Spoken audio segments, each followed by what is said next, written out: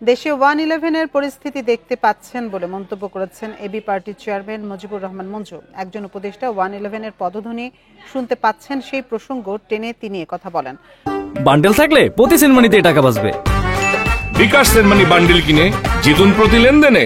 সকালে রাজধানী বিজয়নগরে পার্টির কার্যালয়ে সংবাদ সম্মেলনে বলেন, সরকার ও রাজনৈতিক দলগুলোর বিভেদ ও ভুলের কারণে দেশ ধীরে ধীরে আরেকটা 1-11-এর দিকে হাঁটছে। চলমান পরিস্থিতিতে শঙ্কা প্রকাশ করে মঞ্জু বলেন, সমঝোতার পথে না হাঁটলে সব পক্ষ সব হারাবে।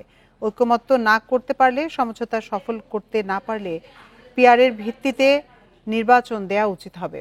জুলাই ঘোষণাপত্রের যেসব বিষয়ে এখনো ঐকমত্যে হয়নি, সেসবের সমাধান টানার তাগিদ দেন তিনি।